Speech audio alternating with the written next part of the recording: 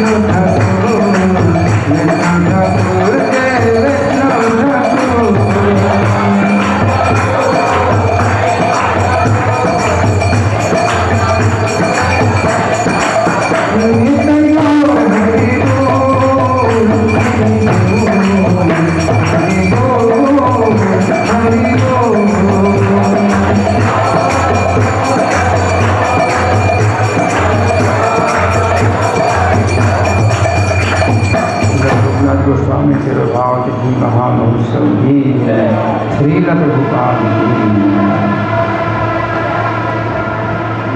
तो देखिए हमारे वृंदावन के 6 गोस्वामी बताए जाते हैं। वृंदावन के कितने गोस्वामी? 6 गोस्वामी।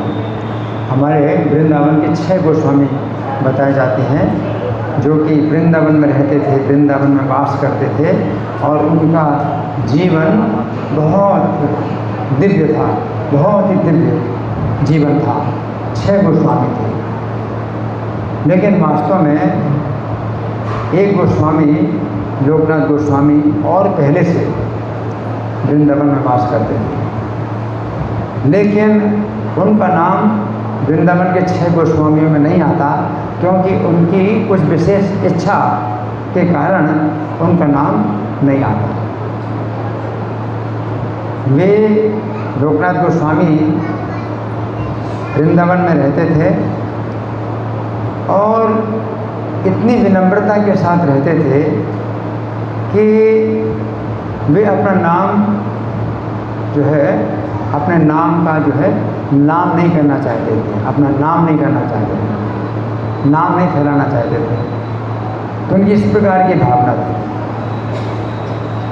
जिस समय कृष्णदास कविराज चैतन्य चरितामृत की रचना करना चाहते थे, तो कृष्णदास कविराज सभी वैष्णवों से जो है आज्ञा मांग रहे थे कि मुझे आज्ञा दीजिए, मैं चैतन्य चरितामृत की रचना करूँ। तो जब कृष्णदास कविराज इनके पास आए, लोकनाथ गोस्वामी के पास आए, तो लोकनाथ गोस्वामी ने कहा कि मैं तभी आज्ञा दूंगा चैतन्य चरितामृत की रचना करने की, जब आप वचन दीजिए कि मेरा नाम नहीं आना चाहिए, चैतन्य चरितामृत में मेरा नाम नहीं आना चाहिए। तो ये इस कारण से कृष्णदास कविराज ने जो है इनका नाम नहीं डाला चैतन्य चरितामृत में, और वृंदावन के 6 गोस्वामी केवल प्रसिद्ध हुए। 7वें गोस्वामी जो लोकनाथ गोस्वामी हैं, उनका नाम नहीं आता।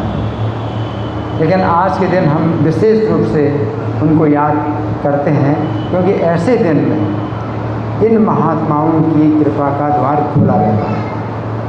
आज उनका तिरुभाव दिवस, तो आविर्भाव दिवस, तिरुभाव दिवस जो इन महापुरुषों के होते हैं, इन दिनों इनकी कृपा का द्वार सीधे खुला है, सीधा। और हम जो है इनकी कृपा प्राप्त कर सकते हैं। अन्यथा कृपा कैसे मिलती है? इन महात्माओं की कृपा कैसे मिलती है? अपनी गुरु परंपरा के माध्यम से मिलती है। ठीक है, हमारे गुरु हैं के पास कृपा आएगी, और हमारे गुरु के पास कृपा आएगी किस कहाँ से? उनके गुरु से, फिर उनके गुरु से, इस प्रकार से कृपा जो आती है परंपरा के द्वारा आती है।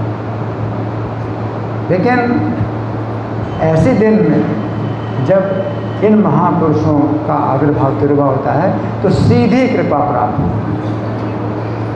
तो प्रभुपाद ने जो है ये बात विशेष रूप से बताई।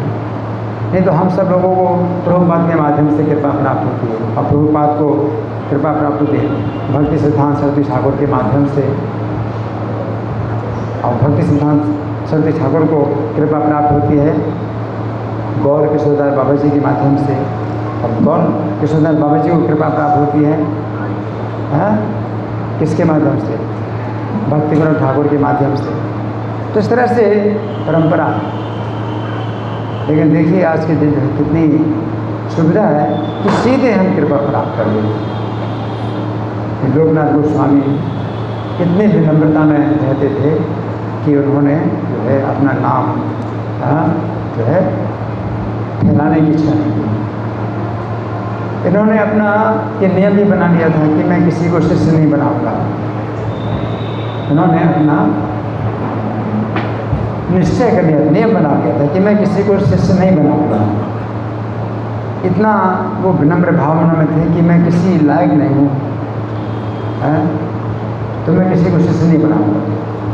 लेकिन नरोत्तम दास ठाकुर नरोत्तम दास ठाकुर ये राजा के पुत्र थे और बचपन में ही नरोत्तम दास ठाकुर को भगवान चैतन्य की कृपा प्राप्त हुई पद्मा नदी के माध्यम से। भगवान चैतन्य नरोत्तम दास ठाकुर के जन्म के पहले ही अपना प्रेम और नित्यानंद प्रभु का प्रेम पद्मा नदी को दे गए थे कि जब नरोत्तम आए तो उनको दे देना। जब नरोत्तम का जन्म नहीं हुआ था उसके बहुत पहले चैतन्य महाप्रभु ने अपना प्रेम और नित्यानंद प्रभु का प्रेम पद्मा नदी को दिया और कहा कि जब नरोत्तम आए तो तुम ये प्रेम उनको दे देना।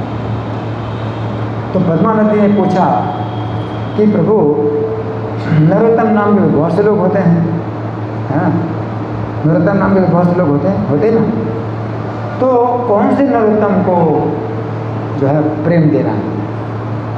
तो भगवान बोले कि जिस नरोत्तम को प्रेम देना है जब वो आपके जल में आएंगे स्नान करने के लिए तो कृष्ण प्रेम जो है तुम संभाल नहीं पाओगे, उछलेगा तुम्हारे जल में, तो तुम समझ लेना कि इनको कृष्ण प्रेम देना। तो 12 साल की अवस्था में ही नरोत्तम को जो है नित्यानंद प्रभु ने सपना दिया कि तुम्हारे लिए जो कृष्ण प्रेम है ये चैतन्य महाप्रभु पद्मा नदी को दे गए हैं, आज तुम सवेरे उठ करके जाओ पद्मा नदी से और वो प्रेम ले लो। तो नरोत्तम जो है जब नदी से प्रेम लेने गए और नदी ने प्रेम दिया तो सचमुच वैसे ही था कि नदी का जो पानी है वो बहुत उछल रहा था कृष्ण प्रेम के कारण। और फिर जब इनको दे दिया, नरोत्तम को दे दिया कृष्ण प्रेम, तो नरोत्तम का जो शरीर था वो सांवला था, वो हो गया एकदम गोरा हो गया, हरि बोल।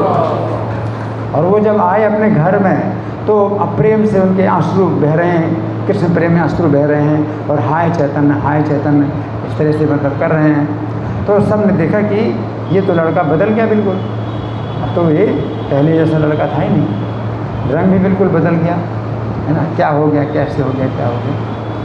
तो वो जो नरोत्तम हैं जिनको कि कृष्ण प्रेम पद्मा नदी से प्राप्त हुआ, चैतन्य महाप्रभु जिनको बहुत पहले से पद्मा नदी के एक प्रकार से बैंक में जो है सुरक्षित रख दिया था, पद्मा नदी के बैंक में सुरक्षित रख दिया था कृष्ण प्रेम, वो कृष्ण प्रेम मिल गया उनको। और वो नरोत्तम जो है, नरोत्तम दास जो है इनसे दीक्षा लेना चाहते हैं। किससे? लोकनाथ गोस्वामी से। अब इससे महिमा समझो कि लोकनाथ गोस्वामी की महिमा क्या है। जिनको चैतन्य महाप्रभु कृष्ण प्रेम दे चुके हैं पद्मा नदी के माध्यम से, वो नरोत्तम दास जो है इनसे दीक्षा लेना चाहिए। और ये दीक्षा देने के लिए तैयार नहीं, ये दीक्षा देने के लिए तैयार नहीं, क्योंकि इनको जो है ये तो और ज़्यादा जो है संकुचित हो गए। लोकनाथ गोस्वामी और ज़्यादा संकुचित हो गए कि एक तो राजा के पुत्र हैं, बहुत शिक्षित हैं, बहुत विद्वान हैं, और फिर कृष्ण प्रेम इनको बचपन में ही चैतन्य महाप्रभु के द्वारा जो दिया गया था पद्मा नदी को उनसे प्राप्त हो गया, तो कैसे जो है मैं दीक्षा लूँगा? तो उन्होंने बिल्कुल मना कर दिया।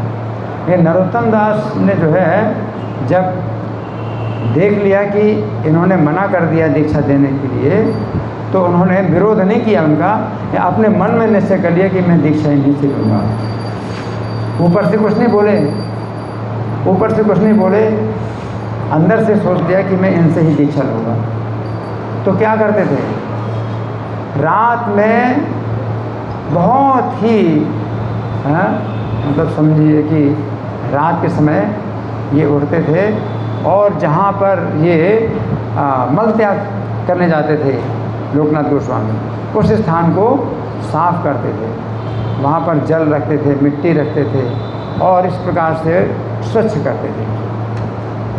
और लोकनाथ गोस्वामी जो है जब जाते थे मल त्याग करने के लिए तो देखते थे कि किसने यहाँ सफाई की है, तो उन्हें कुछ पता नहीं किसने सफाई की। इस प्रकार से लोकनाथ गोस्वामी जो है इस संशय में जो है बहुत दिन तक पड़े रहे, 1 साल तक ये संशय उनको जो है बना रहा कि कौन ऐसा कर रहा है।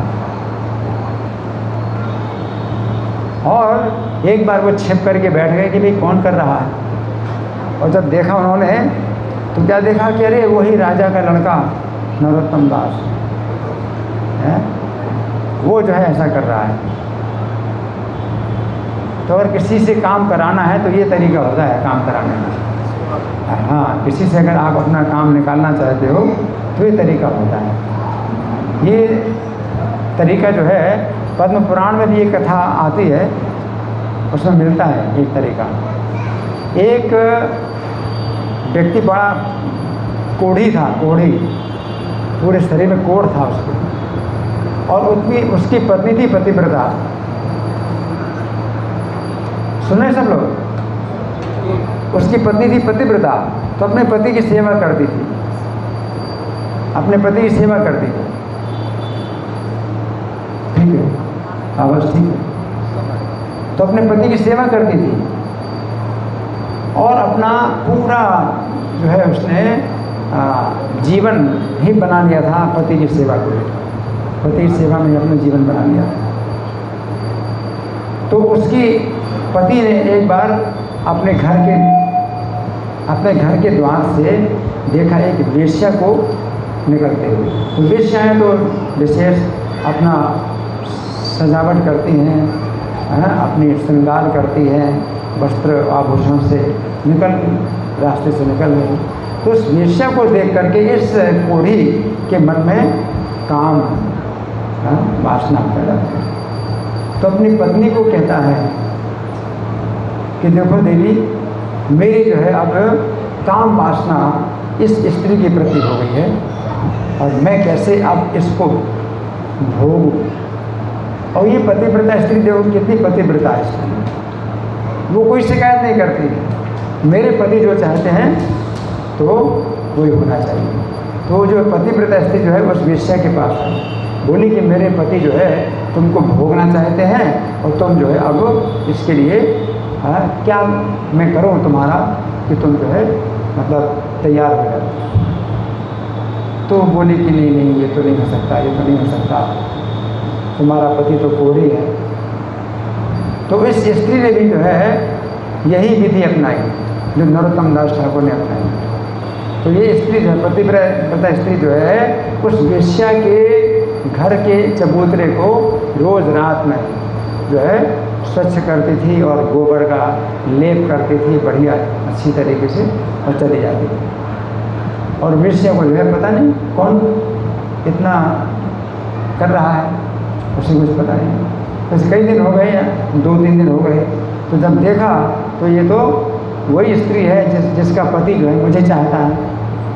तो वेश्या ने जब देखा तो बोली अब तो मैं जो है तुम्हारी आभारी हो गई हूँ, ठीक है अब तुम जो है अपने पति को भेज देना मेरे पास।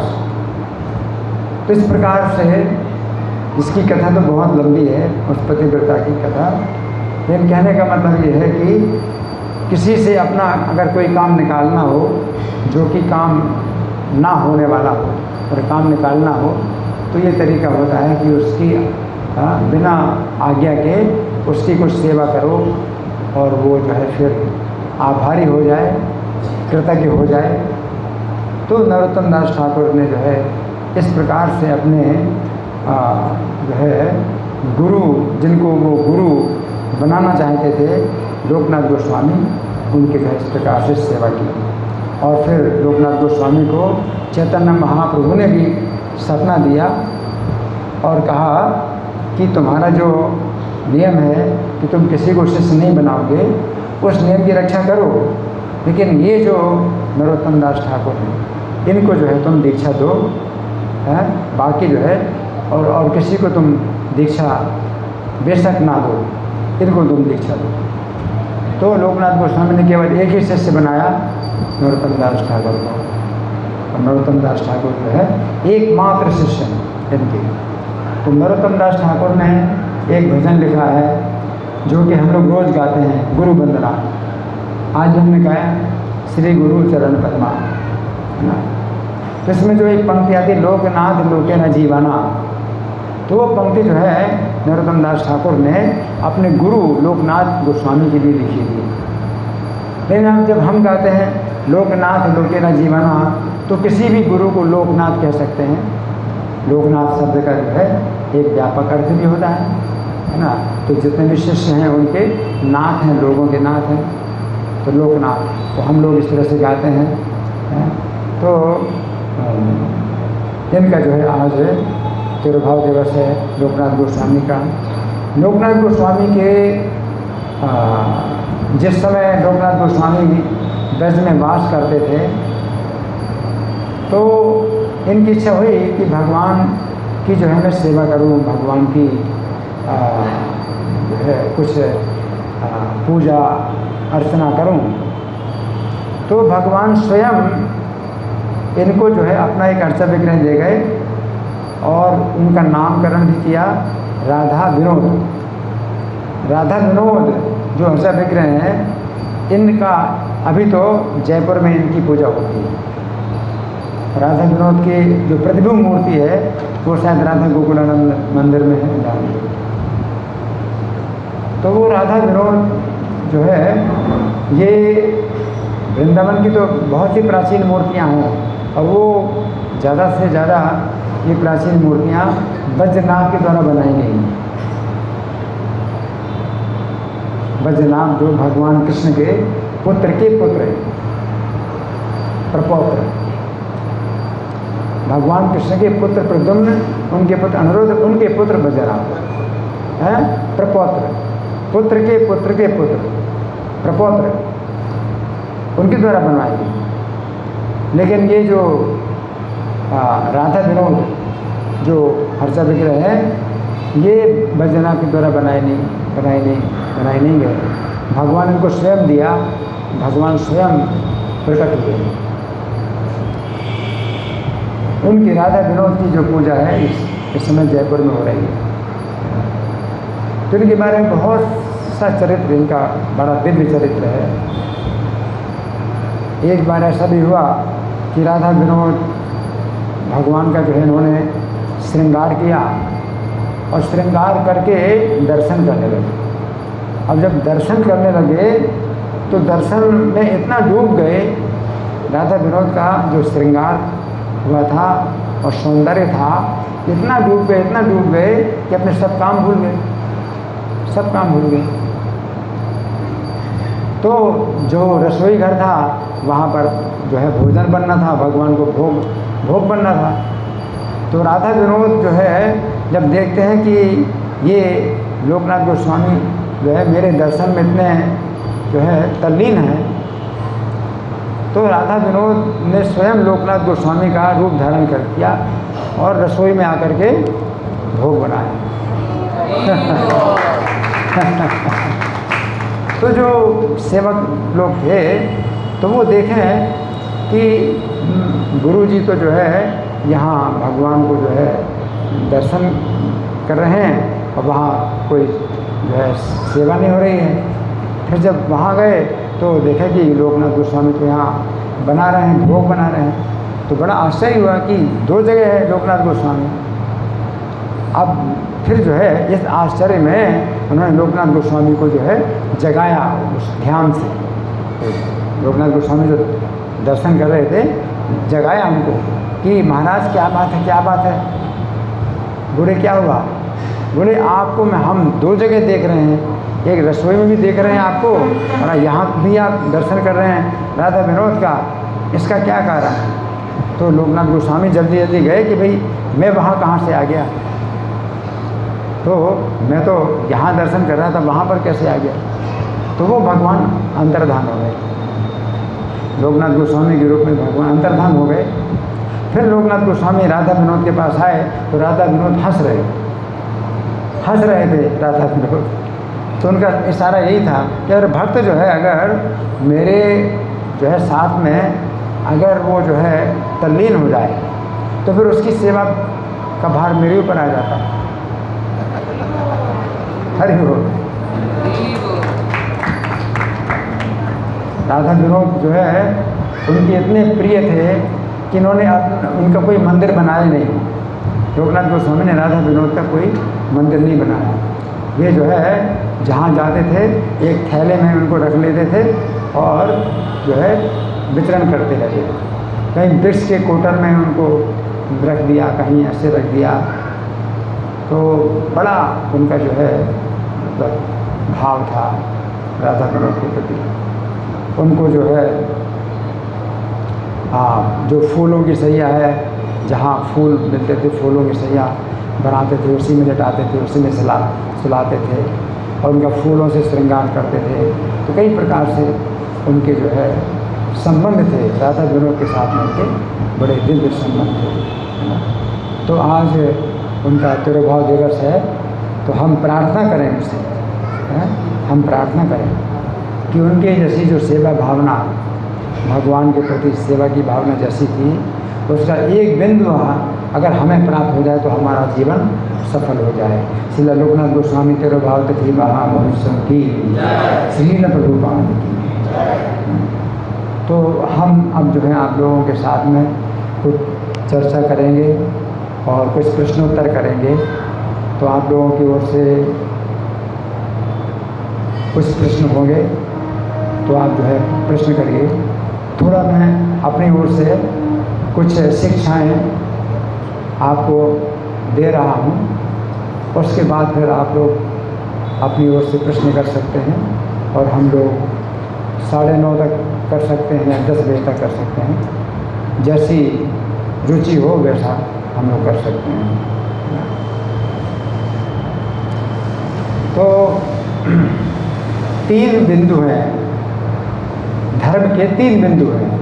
चैतन्य महाप्रभु ने जो सनातन गोस्वामी को बताया, धर्म के 3 बिंदु हैं, नामे रुचि, जीवे दया, वैष्णव सेवन, यही 6 धर्म नहीं, सुनो सनातन। क्या है? नामे रुचि, जीवे दया, वैष्णव सेवन, यही 6 धर्म नहीं, सुनो सनातन। ऐसा ही है ना, या कुछ दूसरा है? ऐसे ही है। नामे रुचि, जीवे दया, वैष्णव सेवन, यही 6 धर्म नहीं, सुनो सनातन। तो ये धर्म है ना, चैतन्य महाप्रभु शिक्षा देते हैं, धर्म की शिक्षा देते हैं, है ना।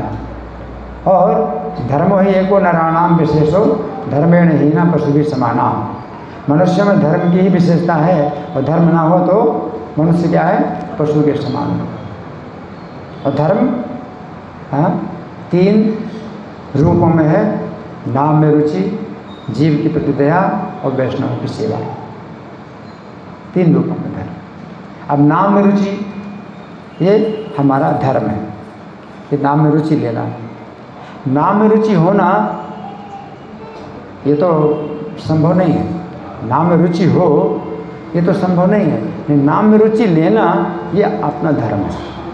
अंतर है। नाम में रुचि होना अलग बात है और नाम में रुचि लेना अलग बात है। नाम में रुचि तो बहुत आगे की बात है। नाम में रुचि होना तो बहुत आगे की बात है। पहले श्रद्धा होती है, साधु संग, भजन, क्रिया, अनर्थ निवृत्ति, फिर निष्ठा, फिर रुचि आती है। तो नाम में रुचि तो बहुत आगे की बात है। नहीं, नाम में रुचि होना तो बहुत दूर की बात है।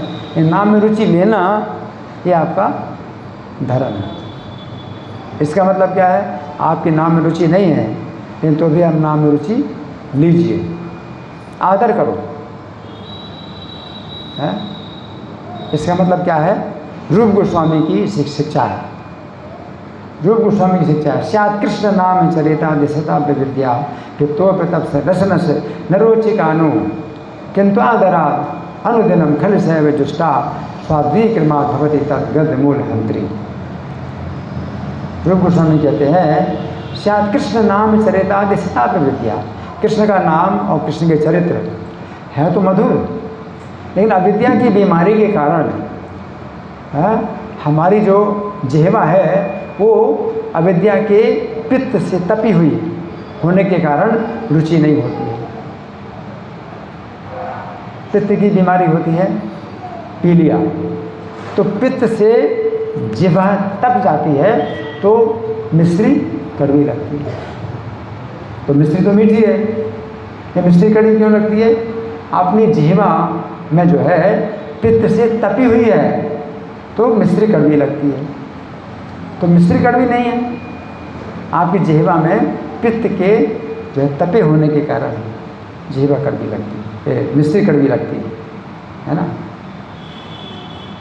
उसी प्रकार से नाम तो मधुर है भगवान का, तो नाम में हमें मधुरता नहीं मिलती, नाम कड़वा लगता है। क्यों? अविद्या की बीमारी से हमारी जिह्वा कैसी है? तपी हुई है। अविद्या रूपी पित्त से तपी हुई जिह्वा में नाम में जो है मधुरता नहीं मिलती, नाम में मधुरता नहीं मिलती। कृष्णा कृष्णा कृष्णा कृष्णा कृष्णा कृष्णा, कोई रस नहीं मिलता।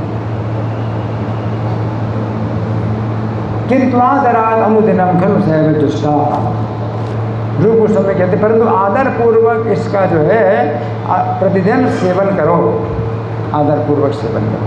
कड़वा लगता है, नाम आपको कड़वा लगता है, लेकिन आदर पूर्वक सेवन करो इसका। अब ऐसा कैसे होता है? कोई दवाई कड़वी होती है और आप आदर पूर्वक सेवन करते हो, क्यों? क्योंकि ये दवाई बड़ी प्रसिद्ध है, ये दवाई बड़ी प्रसिद्ध है। जैसे मिश्री है,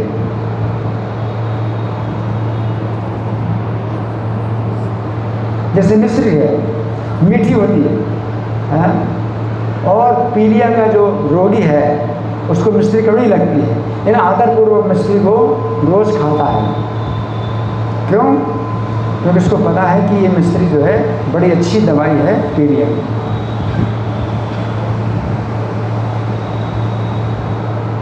तो क्या होगा? किंतु आदरादम दिनम खल सहब दुष्टा स्वाभिक्रमा भवति, तो क्रम धीरे धीरे ये मिश्री मीठी लगने लगेगी और जो पीलिया की बीमारी है वो खत्म कर देगी।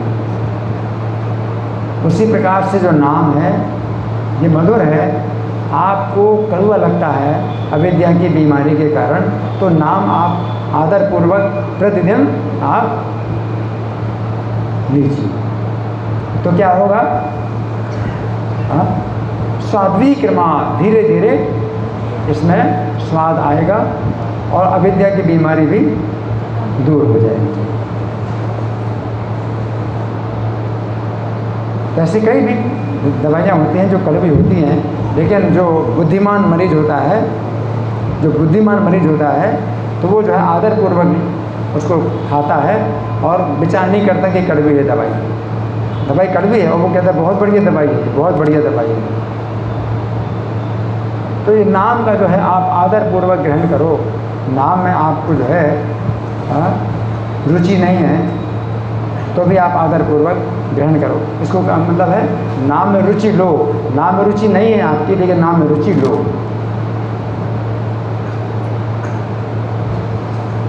ये धर्म है। भगवान का जो नाम है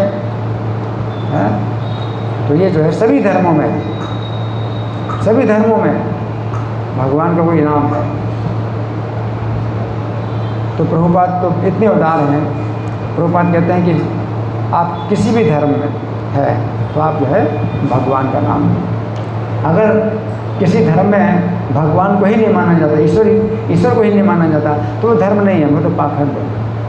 जैसे जैन धर्म है, जैन धर्म में ईश्वर को नहीं माना जाता तो वो क्या है? पाखंड है, ईश्वर नहीं माना। लेकिन जितने धर्म हैं उनमें अगर ईश्वर को माना जाता है तो ईश्वर का कुछ नाम है, तो आप नाम लीजिए। तो ये जो है धर्म है हर व्यक्ति का कि आदरपूर्वक जो है भगवान का नाम ले। रुचि नहीं है लेकिन आदरपूर्वक ले। मरीज जो है जब जानता है कि अपनी बीमारी कितनी कष्टकारक है तो वो जो है कड़वी दवाई को बड़े आदरपूर्वक लेता है, चाहे जितनी कड़वी हो, बड़े आदरपूर्वक लेता है। तो तो इसके लिए बुद्धि चाहिए कि हमारी बीमारी कितनी कष्टकारक है। इसके लिए सिखाया जाता है, इसके लिए हम बताते हैं कि भाई ये आप जो है एक बीमारी की हालत है आपकी, और बीमारी काहे की है आपको? जन्म और मरण की बीमारी है। जन्म मरण तो आपको नहीं है, लेकिन जन्म और मरण की बीमारी है। बार बार जन्म होता है, बार बार मरण होता है, ये एक बीमारी है।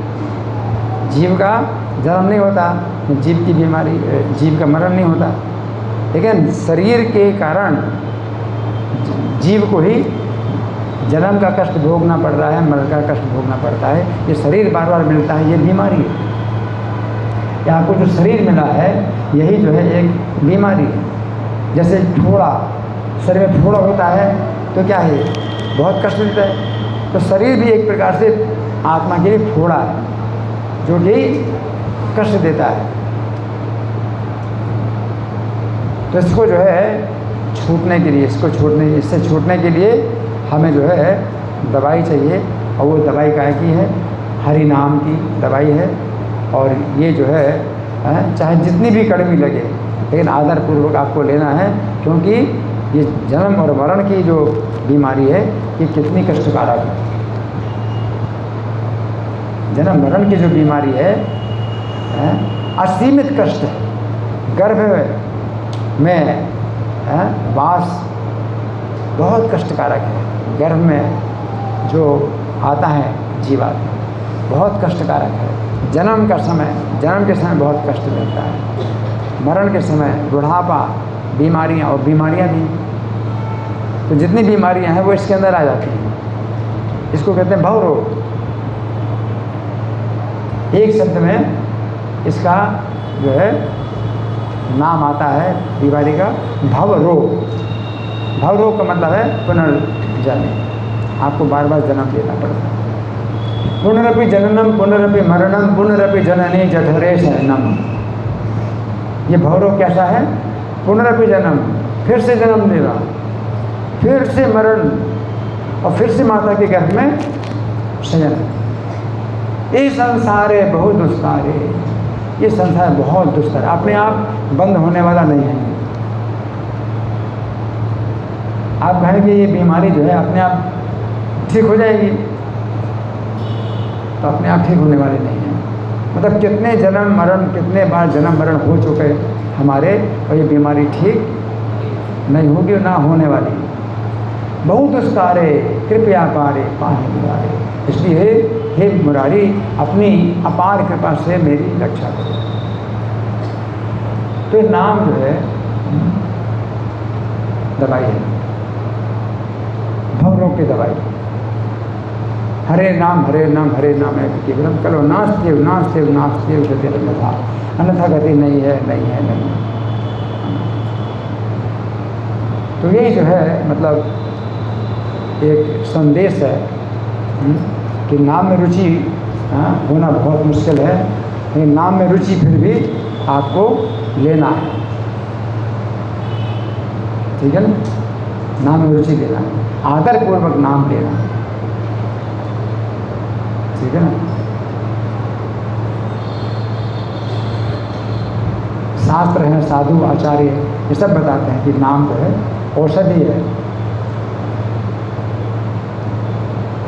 भक्तन ठाकुर ने ऐसा गीत लिखा है ना, क्या है वो? अच्छी औषधि है ना जी। तो ये औषधि है ना। जीव जागो गोरा चांद बोले, क्या है?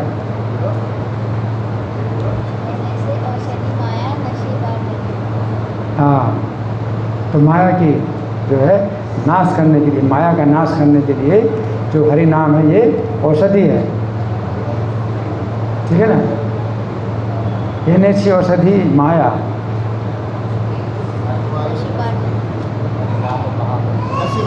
नसी बारे लागी। हाँ, और हरि नाम महामंत्र लो तुम्हें मांगी। तो ये हरि नाम महामंत्र तुम मांग लो, है ना? तो यही जो है मतलब संदेश है, नाम है रुचि और जीव दया, और जीव पर दया करना।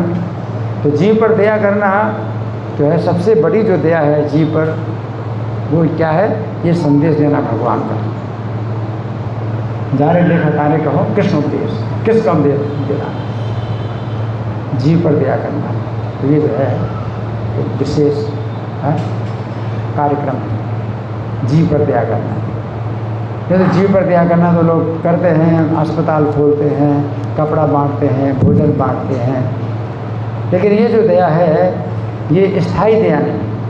आपने मान लो कि किसी की बीमारी ठीक कर दी तो फिर भी बीमारी होती रहेंगी। किसी को भोजन दे दिया तो फिर भी उसकी आवश्यकता बनी रहेगी। लेकिन अगर आप ये देते हैं, भगवान का संदेश देते हैं, तो हमेशा के लिए उसका जो है कष्ट मिट जाए। भगवान का संदेश दीजिए, जारे देखा तारे कहो कृष्ण उपदेश, कृष्ण का उपदेश दीजिए। आप प्रभुपाद की पुस्तकें बांटते हैं, वितरण करते हैं, ये जीवों पर दया है। आप सड़क में हरे नाम करते हैं जोर जोर से, ये भी जीवों पर दया है। और आप जो है सार्वजनिक प्रवचन करते हैं, ये जीवों पर दया है कि आप संदेश देते हैं। ऑनलाइन आप जो है करते हैं, है ना, किसी ग्रुप में भेजते हैं, ये जीव पर दया है। ये सब जो है मतलब कार्यक्रम है जीव दया। और वैष्णव सेवन और वैष्णवों की सेवा करना।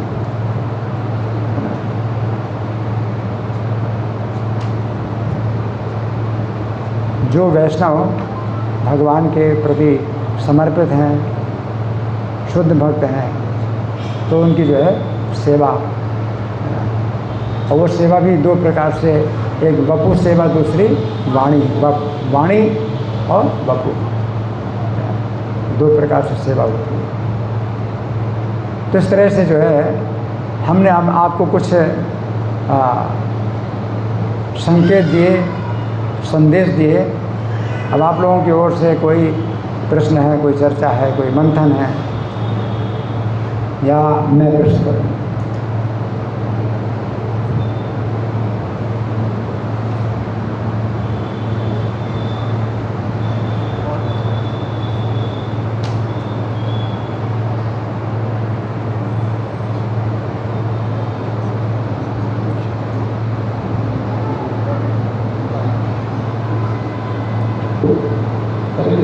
प्रश्न पूछ सकते हैं, हाथ खड़ा करेंगे तो माइक में बोल जाएगा।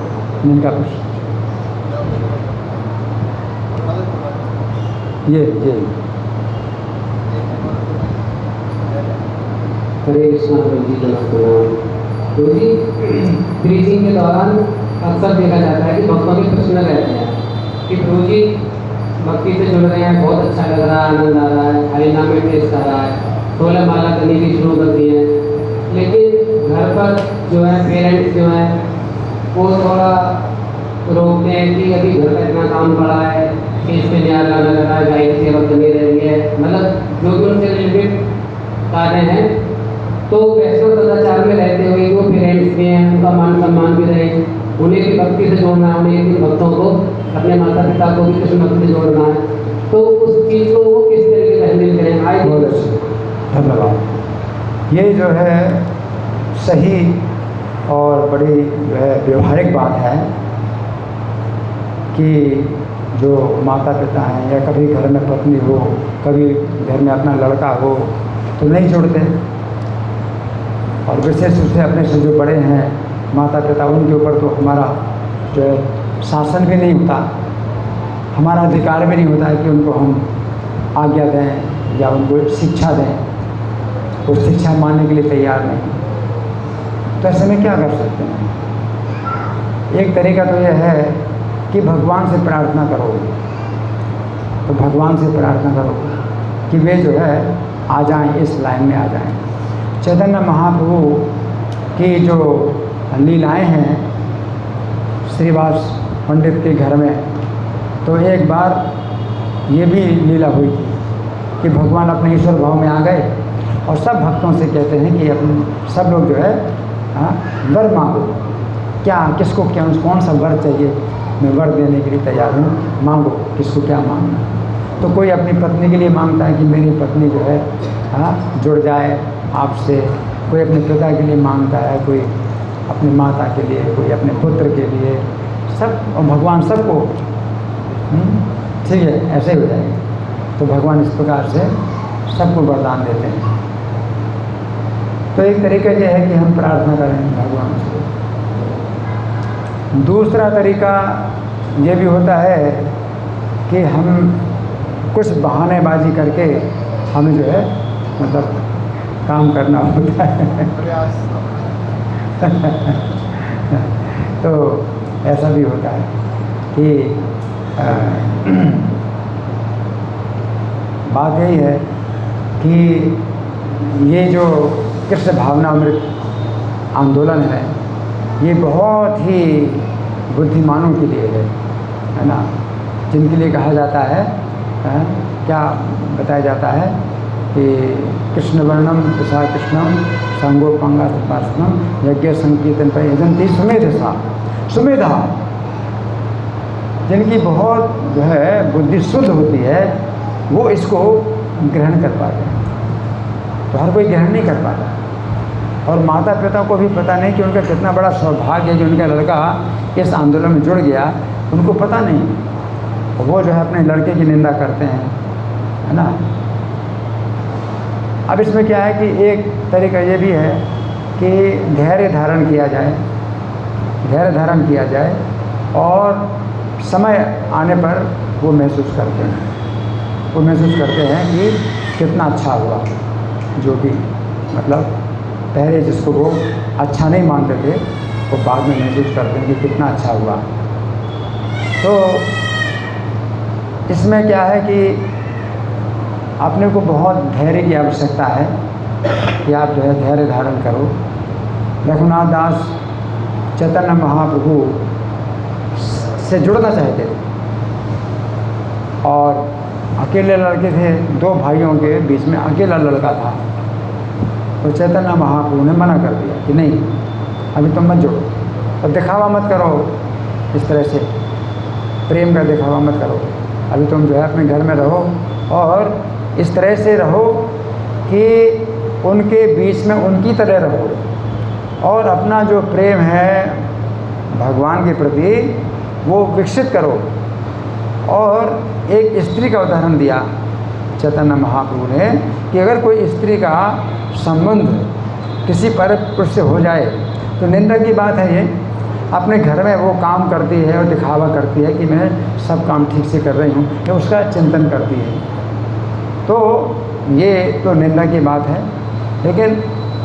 लेकिन भगवान के प्रति भी आपको जो है उसी प्रकार, क्योंकि आप जो है ऐसे माहौल में हैं कि वो नहीं पसंद करते हैं, तो आपको जो है उनके साथ उनकी तरह ही रहना पड़ेगा, और अंदर ही अंदर आपको जो है भगवान के प्रति आसक्ति बढ़ानी पड़ेगी। तो एक ये तरीका है ना। लेकिन बस यही है कि ज़्यादा समय तक तो ये कोई भी विधि काम नहीं करती। कि रघुनाथ दास को भगवान चैतन्य ने बोला कि इस प्रकार से अंदर ही अंदर करो, अंदर ही अंदर करें, फिर क्या हुआ, फिर भागना शुरू कर दिया, घर से भागना शुरू कर दिया। तो कहाँ तक जो है फिर वो अंदर ही अंदर रहेगा, फिर अंदर से जो है वो जो है हो गई है ना, निकलेगा। तो ये सब चीज़ें हैं कि भाई मतलब कुछ आपको जो है ऐसे तरीके अपनाने पड़ते हैं कि जैसे अब मैं भी था, जब विद्यार्थी जीवन में था, तो अंदर ही अंदर लगता था कि मैं जो है मतलब सही रास्ते पर नहीं हूँ, क्योंकि बचपन का कुछ संस्कार ऐसा था कि जो है भजन भक्ति का जो है कुछ माहौल था हमारे घर में। और अब पढ़ाई लिखाई में सब विद्यार्थी जीवन में ये सब जो है मतलब वही सब बातें हैं, हंसना है और जो है हंसी और जो है खाना पीना, ये सब चलता था। तो अंदर ही अंदर लगता था बड़ी तनाव पैदा होता था, है ना, अंदर ही अंदर। और फिर जो है कभी ऐसा भी समय आया कि मैं रोता था कि मुझको जो है ऐसा माहौल चाहिए जहाँ मुझे भक्तों के बीच में और सब उसी प्रकार के लोग हों, मुझे ऐसा माहौल चाहिए। वैसा होता है। तो ये सब जो है स्थितियाँ होती हैं, तनाव की स्थितियाँ होती हैं, है ना। अपने लिए हम विरोध नहीं कर सकते, तो फिर समय परिवर्तित होता है, आगे चल कर के समय परिवर्तित होता है और अपने पास अधिकार आते हैं, और जो विरोधी थे पहले वो अपने अनुकूल हो जाते हैं, या अनुकूल अगर नहीं होते हैं तो भी दब जाते हैं। उनके ऊपर दबाव पड़ता है इस चीज़ का, और उनको जो है विरोध करने का मौका नहीं मिलता। तो समय की प्रतीक्षा करनी पड़ती है इसके लिए, ठीक है। और कोई माता जी?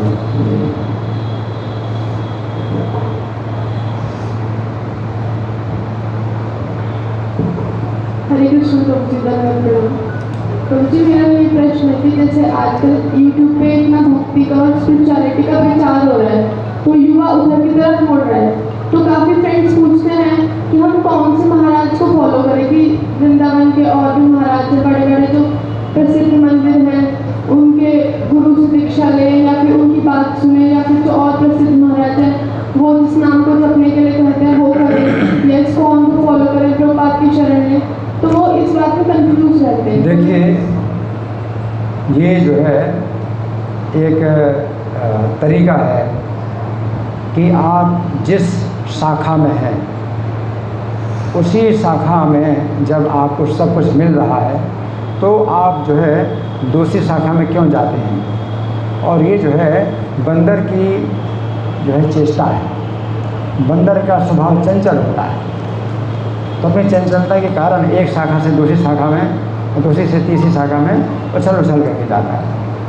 तो उछलने की कोई आवश्यकता नहीं है। जब इस्कॉन में आपको जो है सब कुछ मिल रहा है और एक शाखा और प्रामाणिक शाखा इस्कॉन की है, और आपके जो सीनियर हैं, भक्त हैं, आपको गाइडेंस देने वाले हैं, फिर आप क्यों सोचते हैं कि इधर से उधर जाएं, उधर से उधर जाएं, ठीक है ना। वृंदावन में जब प्रभुपाद थे और अपना इस्कॉन का मंदिर था, तो कुछ भक्त लोग जो है अपने मंदिर में क्लास ना सुन करके बाहर के जो है क्लास सुनने जाते थे, बाहर के क्लास सुनने जाते थे। तो जब प्रभुपाद को पता चला तो प्रभुपाद ने कहा कि बाहर नहीं जाना, बाहर के क्लास सुनने के लिए नहीं जाना। अगर आपको अच्छा नहीं लगता है अपने मंदिर में क्लास, तो क्लास दो, तो तुम क्लास दो, ये बाहर के क्लास मत सुनो। तो ये जो है ये शिष्टाचार है कि हमें जो है अगर रोज़ यहाँ क्लास मिल रहा है सुनने को तो आप सुनो। अगर कभी मान लो एक आध बार अगर सुन लिया तो इस तरह का फिर नियम नहीं बनाना है कि हम बाहर के सुनेंगे, ठीक है ना। तो ये जो है अपनी तपस्या भी है, ये तपस्या भी है। प्रभु जी, और जनों के लिए तो भक्ति में भी न्यू आ रहे हैं, उनके लिए पूछो, भक्तों के लिए नहीं। क्या? भक्तों के लिए नहीं, जो भक्ति में भी आ रहे हैं, भक्ति में आ रहे हैं। हाँ। नए भक्त भक्ति में आए हैं, चाहते बोले नए भक्त भक्ति में भी आ रहे हैं। वो सोचते हैं कि हम इस्कॉन के सुने, बाहर इन्होंने सुनते हैं, और कई बार वृंदावन के महाराज सुनते हैं, लेकिन वो मायावाद फिलॉसफी सुनाते हैं, ये सब कुछ। फेमस यूट्यूब पे आजकल जो सब चल रहा है। देखिए, हमारे जो है जो प्रभुपाद हैं, प्रभुपाद का संदेश है, प्रभुपाद की पुस्तकें हैं, है ना, तो उनमें आपको सब कुछ मिलेगा, उनमें आपको सब कुछ मिलेगा। और प्रभुपाद ने जिस प्रकार से खंडन किया मायावाद का, तो उस तरह आपको भी खंडन करना चाहिए। कि प्रभुपाद से किसी शिष्य ने पूछा कि प्रभुपाद आपका हम ऋण कैसे उतार सकते हैं, तो प्रभुपाद ने कहा कि मेरा ऋण तुम उतार नहीं सकते, लेकिन फिर भी प्रयास कर सकते हो उतारने का। और वो कैसे करो? तो मेरी तरह प्रचार करो, तो मेरी तरह प्रचार करो। तो प्रभुपाद की तरह प्रचार करना, इसका मतलब ये है जो प्रभुपाद ने कहा उसी को दोहराना। और प्रभुपाद ने जैसे खंडन किया मायावाद का, मायावादियों का खंडन किया, आपको खंडन करना चाहिए। अगर आप कहते नहीं हम खंडन नहीं करते, हम तो जो है किसी की निंदा नहीं करना चाहते, हम खंडन नहीं करना चाहते किसी सिद्धांत का, है ना, तो आप फिर वैष्णव नहीं बन सकते। कि कुछ ऐसी चीज़ें होती हैं कि जैसे आप रास्ता चल रहे हैं तो गड्ढा है, तो आप सबको बताओ कि ये गड्ढा है, यहाँ पैर नहीं रखना, है ना, तो ये निंदा नहीं है, आप रक्षा कर रहे हैं। तो मायावाद जो है एक असत सिद्धांत है, गलत सिद्धांत है। अब वो अगर फैल रहा है ना, तो हमें उसकी जो है निंदा करनी चाहिए, हमें खंडन करना चाहिए मायावाद का। अगर आप नहीं करते हैं तो आप जो है वैष्णव बन नहीं सकते, आप पक्के वैष्णव नहीं बन सकते, है ना। और अगर आप कहते हैं वो भी ठीक है, वो भी ठीक है, ये भी ठीक है, तो इसका मतलब है कि आप जो है वैष्णव नहीं बनेंगे। अगर आप वैष्णव बनते हैं, क्योंकि मायावाद जो है एक ऐसा असत सिद्धांत है कि अगर आप कोई सुन लेता है मायावादी भाष्य सुनने हो, सर्वनाश हो जाता है, उसका सर्वनाश हो जाता है। जो मायावाद की भाष्य सुन लेगा उसका सर्वनाश हो जाएगा, है ना। तो इसलिए हम जो है सबको आगाह करते हैं कि वो गलत है, वो सिद्धांत गलत है। आप इसमें भी अपनी शक्ति अगर लगाते हैं तो ये भी भगवान की भक्ति है, ये भी भगवान की भक्ति है, इसमें आप अपनी शक्ति लगाते हैं कि मायावाद। आपने जो कहा तो मैं पूरी तरह सुन नहीं पाया, लेकिन उत्तर हुआ कि नहीं? उत्तर मिल गया ना आपको? हाँ। हरे कृष्ण जी, आजकल हम देखते हैं कि स्वान में श्री गोपाल जी के पास बहुत तेज प्रचार बढ़ रहा है और भक्तों की संख्या बहुत अच्छी मात्रा बढ़ रही है। लेकिन एक प्रश्न या एक कहा जाए कि कंसर्न कहने या एक मतलब एक चिंता जो है प्रचारक भक्तों की, जो वरिष्ठ भक्तों की रहती है कि भक्त बहुत मात्रा में आ रहे हैं, लेकिन वो क्वालिटी जो है हम नहीं शायद दे पा रहे जो गोपाल चाहते थे। आजकल जो हमारे भक्त हैं वो ज़्यादातर यूट्यूब से ज़्यादा प्रेरित रहते हैं। यूट्यूब पर बहुत अच्छा कीर्तन कर लेता है, कोई थोड़ा जो है कोई बहुत अच्छा जो है लेक्चर ले लेते हैं, और फिर कई ऐसे जो है प्रवक्ता होते हैं जो प्रभुपाद जी के अनुगत नहीं है, प्रभुपाद जी को फॉलो नहीं करते हैं, लेकिन वो राधे राधे बोलते हैं, बहुत अच्छा प्रवचन देते हैं और बहुत सुंदर सुंदर कथाएँ भी करते हैं, और कई बार प्रभुपाद जी के गुणगान भी कर देते हैं। तो हम सब लोग उनसे बड़े प्रेरित हो जाते हैं कि ये प्रभुपाद जी के गुणगान कर रहे हैं, लेकिन फिर देखते हैं कि तो भक्त लोग उनको सुनने लगते हैं, उनकी वीडियो ग्रुप पे डालने लगते हैं। लेकिन फिर कहीं हम देखते हैं कि जो वरिष्ठ भक्त देखते हैं कि वो अचानक से बीच में एक सिद्धांत जो है वो सहजिया सिद्धांत होता है या मायावाद का सिद्धांत होता है या निराकारवाद दे देते हैं। तो ऐसे में भक्तों को बताएं कि कैसे बताएं कि मतलब भाई आपको क्या करना चाहिए। और नए भक्त जो होते हैं या पुराने भक्त देखते हैं कि सिद्धांत का पालन करना कम चाहते हैं और थोड़ा आजकल एक्सटर्नल में हम लोग ज़्यादा हैं। गोविंदा रेस्टोरेंट अच्छा लगता है, लेकिन मंदिर टेम्पल हॉल में बैठ के माला करने में हमारा मन नहीं लगता है। तो इस शंका का समाधान कैसे इसको कर सकते हैं? बहुत अच्छा, ये वास्तव में सही बात है, बहुत सही बात है कि प्रभुपाद भी जो है इस बात से बहुत चिंतित थे। जब प्रभुपाद अमेरिका में थे और उनका शरीर भी अब जो है मतलब ऐसी स्थिति में था कि पता नहीं शरीर छूट जाए उनका प्रभुपाद। तो उनके शिष्यों ने मतलब प्रभुपाद से कहा कि प्रभुपाद अगर आपने शरीर छोड़ दिया तो हम तो कहीं के नहीं रहेंगे, तो आप जो है अगर अनुमति दें तो आपके गुरु भाइयों से हम संपर्क करें।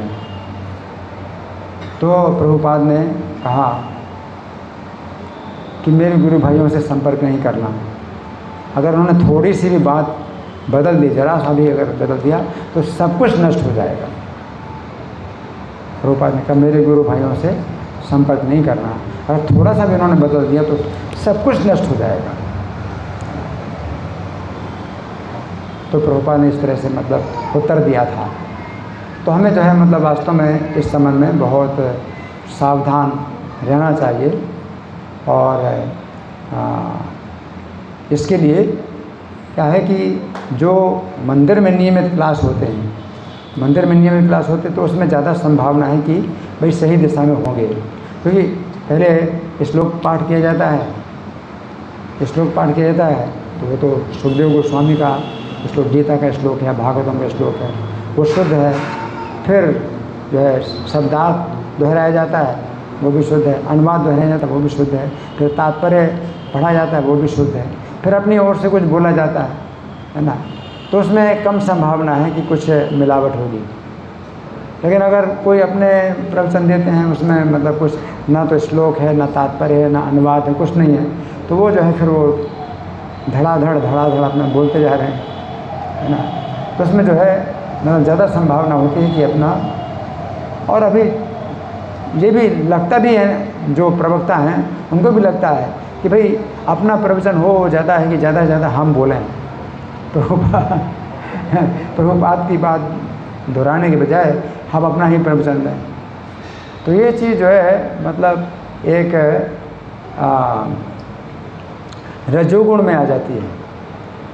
ये रजोगुणी भावना है कि जब हम प्रभुपाद के शब्दों को ना दोहरा करके और मतलब अपना प्रवचन देने लगते हैं, तो इस तरह से 7 दिन का भागवत सप्ताह करने लगते हैं, कुछ करते हैं, तो इसमें प्रभुपाद के तात्पर्य होते ही नहीं। अभी क्या है कि इस्कॉन में अभी कई तरह के कोर्स चल रहे हैं, भक्ति शास्त्री, भक्ति वैभव, कई कोर्स चल रहे हैं। तो ये भी अच्छा है, क्योंकि इससे क्या है, प्रभुपाद के ग्रंथों के आधार पर लोगों को जो है सर्टिफिकेट दिया जाता है, उनकी परीक्षा दी, उनको पाठ्यक्रम दिया जाता है और उनकी परीक्षा दी जाती है। और ऐसा जो है होना चाहिए कि भाई उनको ही जो है कथा करने का अधिकार दिया जाए, जिन्होंने भक्ति शास्त्री किया है या इस तरह से जो उन्होंने कुछ क्वालिफिकेशन जो प्राप्त की है, तो उसमें ज़्यादा सुरक्षा रहेगी कि हो। और इन चीज़ों को भी काफ़ी प्रोत्साहन दिया जा रहा है।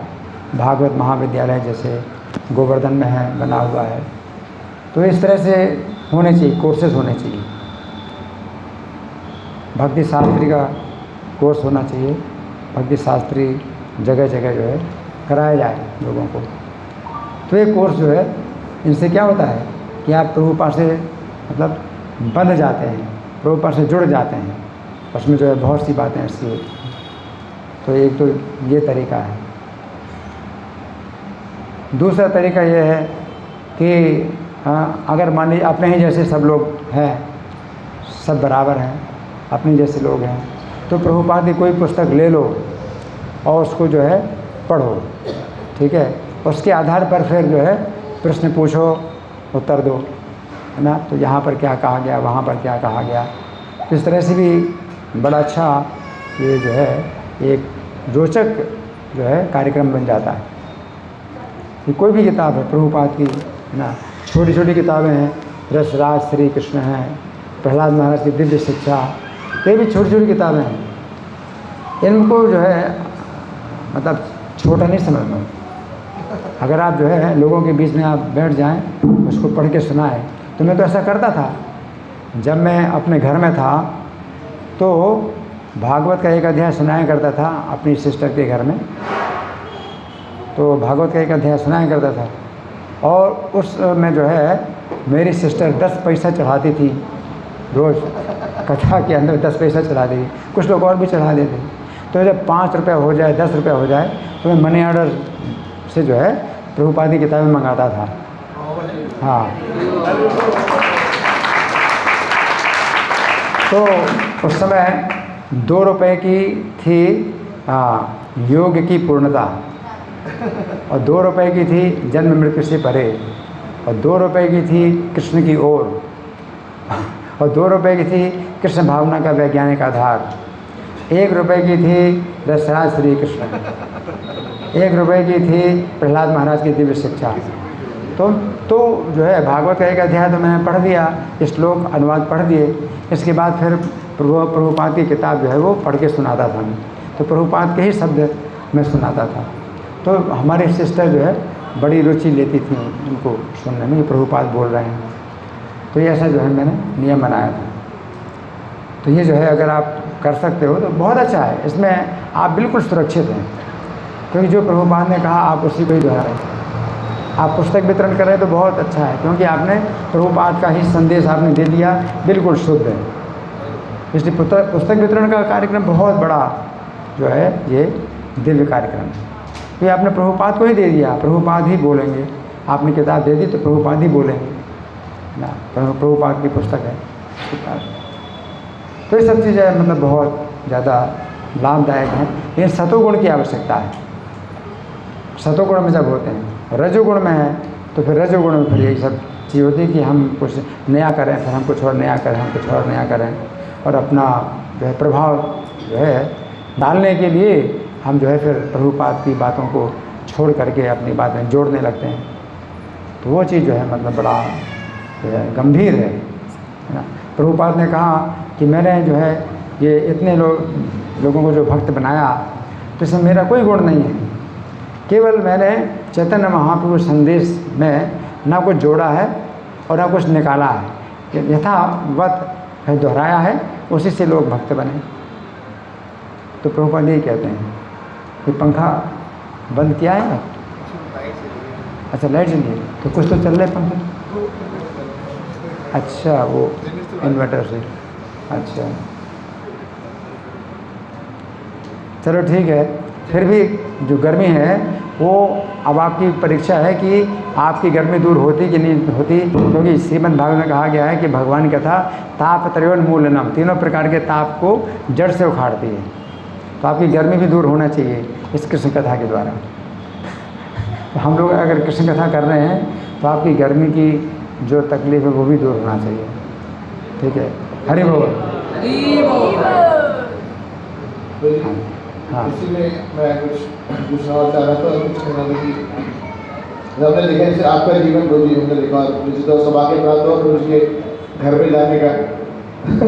भगवान गुरु जी घर पे गए, गुरु जी के जो पिताजी थे वो राम कथा करते थे, गुरु जी का स्कूल भी देखा था हमने, और वो सब जगह जहाँ गुरु जी जो है अपना बचपन गुरु जी बताया। तो लेकिन हमने देखा कि आपके जीवन में भी आप एक निष्ठा जो है सिर्फ भगवान जी पे केंद्रित थी और भगवान जी किताबों में केंद्रित थी। हमने गुरु महाराज के भी बहुत सारा भगवान सुना, तो देखते थे प्रभुपाद जी और उसके अलावा और कुछ नहीं। तो यदि हम सब लोग अपने जीवन में ये नियम बना लें कि हम जो भी पढ़ना है तो प्रभुपाद जी की किताबें पढ़ें, सुना है तो सिर्फ प्रभुपाद जी के लेक्चर सुने, और यदि यूट्यूब पे भी जाते हैं तो प्रभुपाद जी के लेक्चर सुने, या प्रभुपाद जी के जो शिष्य हैं जो प्रमाणिक हैं उनसे सुने, तो मुझे क्या ठीक रहेगा, क्योंकि इधर उधर भटकने में बहुत खतरा रहता है। हाँ यही मतलब है कि आप अगर जो है अपना नाम फैलाना चाहते हैं कि भाई मैं विशेष हूँ, तो फिर आप जो है प्रभुपाद को छोड़ देते हैं, है ना।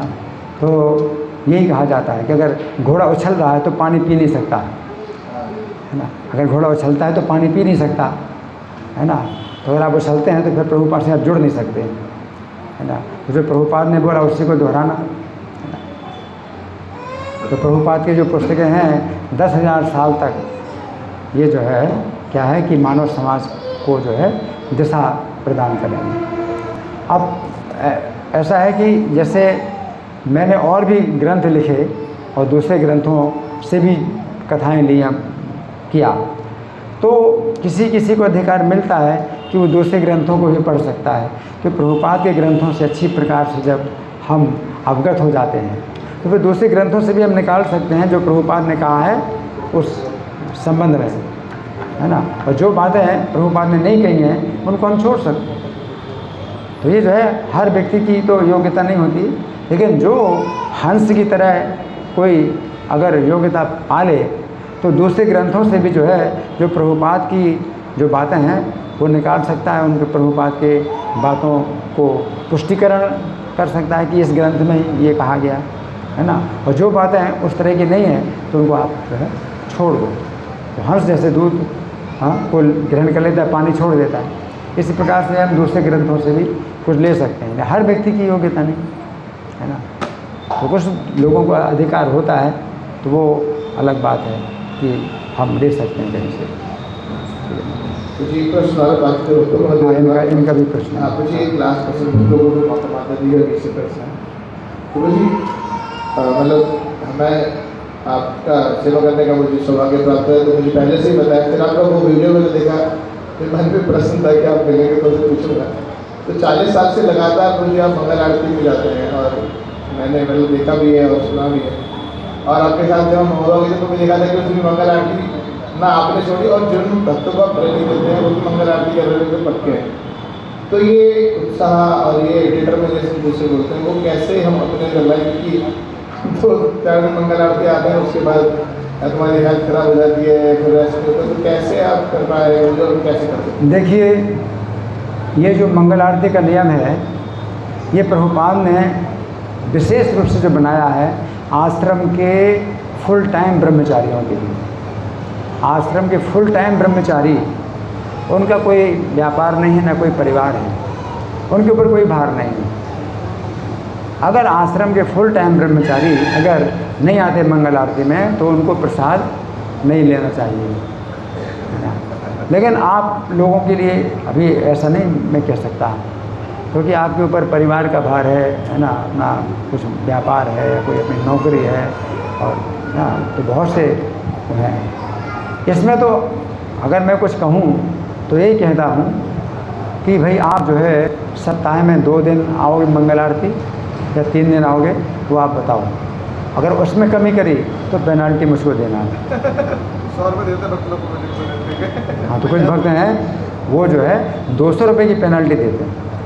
अगर उन सप्ताह शुरू होता है सोमवार से, नहीं रविवार से और शनिवार तक, तो उस सप्ताह में उनका जो है कम से कम 2 मंगल आरती वो आए, और अगर 2 में कम किया तो उसका जो है पेनाल्टी, एक मंगल आरती का पेनाल्टी 200 रुपया।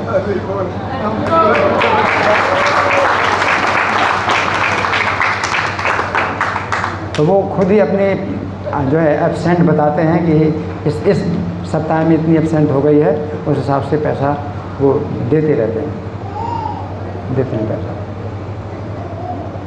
ये कर सकते हैं। 2 दिन वाला भी पहले वो भी उत्साह नहीं आ पा रहा, तो वो उत्साह कैसे देकर रहे? पेनाल्टी दोगे ना, पेनाल्टी दो और पेनाल्टी बढ़ा लो, आप 500 रुपये कर दो। है? हमारे जो सतीश जी हैं तो कार्तिक के महीने में इन्होंने पेनाल्टी 500 रुपये दी थी एक मंगल आरती की। एक मंगल आरती, जितनी मंगल आरती एब्सेंट हुए 500 रुपये दिए, ये बैठे हैं सामने ऐसे। ये वाला फॉर्मूला बनाइए। ये बना 500 रुपये दो पेनाल्टी, 1000 रुपये दो पेनाल्टी, ठीक है ना। अच्छा हाँ जी, किसका है? एक इनका भी है प्रश्न, चलो मान लीजिए। हरे कृष्ण देखिए, आज बहुत कुछ सीखने को मिला और बहुत प्रोत्साहन मिला, तो आपका बहुत बहुत धन्यवाद। प्रभु मेरा एक मतलब जिज्ञासा है कि जैसे चैतन्य महाप्रभु ने हमें 8 श्लोक दिए, उसमें तीसरा श्लोक जो दिव्य गुण आते हैं जिसके अंदर हम सुनते हैं बार बार, लेकिन जैसे जन्म हमने प्रभुत्व की भावना विकसित करी, और मेरा तो मतलब अपने घर में जन्म भी सबसे बड़े उसमें हुआ था, सबसे बड़ी हूँ मैं अपने घर में, तो मतलब मेरे अंदर तो जोर से ज़्यादा है प्रभुत्व की भावना विकसित हो। तो कैसे अपने अंदर सबसे पहला गुण प्रणा जो कि सुनी देना, मतलब कैसे आए घर में भी कोई रूप है? देखिए, तो बहुत मुश्किल है। नहीं, वो इसका जो है हम लोग गलत अर्थ निकालते हैं। तृणादपि सुनिचेन का अर्थ ये नहीं है कि हर व्यक्ति के प्रति आप तिनके से ज़्यादा नीच हो लीजिए, ये नहीं है। तृणादपि सुनिचेन तरोरपि सहिष्णुना अमानिना मान देन कीर्तनिया सदा हरि। तो हरि के प्रति, भगवान के प्रति आप तृणादपि सुनिचेन होइए, ठीक है। भगवान का कीर्तन करते भगवान के प्रति, ये संभव नहीं है। और अगर आप ऐसे करेंगे तो फिर वो बहुत बाधा आ जाएगी, बहुत दिक्कतें आ जाएंगी कि कोई भी व्यक्ति आपकी जो है विनम्रता का गलत फ़ायदा उठाएगा, कोई कुछ भी करे, फिर आप क्या करोगे? तो ये सबके लिए प्रति नहीं है, ये भगवान के प्रति है। और फिर कुछ हद तक जो है गुरु हैं और अपने और सीनियर वैष्णव उनके प्रति भी है, लेकिन पूरा भगवान के प्रति है कि तृणादपि आप तिनके से ज़्यादा आप नीच होइए। आप भगवान के चरणों में गिरते भी हैं, तो ज़मीन में गिरते हैं तो तिनके की तरह आप लेटते हैं, तो वो जो है तृणादपि सुनिचेन इस तरह का होता भी है। और तरोरपि सहिष्णुना का मतलब वृक्ष से भी ज़्यादा सहनशील, इसका मतलब है आप भगवान की ओर से कुछ आपको कष्ट मिल रहे हैं तो आपको वो सहन करना है। और सहन करना है, इस प्रकार सहन करना है कि भगवान का इसमें दोष नहीं है, अपने कर्मों का दोष है ना। तो भगवान की तो कृपा बहुत है, आप भगवान की कृपा देखिए। और अगर भगवान की कृपा ना दिखाई दे और कोई कष्ट आपको मिल रहा है तो अपना ही दोष उसमें देखना है, तो वो सहन करना है। तो वो जो है करो रपी सहिष्णु अमान ना माने थे, तो हम स्वयं मान सम्मान ना चाहें और भगवान का पूरा करें, गुणगान करें, तो अमान ही ना मान दे रहे हैं। तो हम स्वयं मान नहीं चाहते, लेकिन पब्लिक में हमें मान की आवश्यकता है, सम्मान की आवश्यकता है। प्रभुपाद ने भी सम्मान जो है लिया, और प्रभुपाद से जो है किसी ने कहा कि आप जो है अपना सम्मान क्यों कराते हैं, अपनी पूजा क्यों कराते हैं।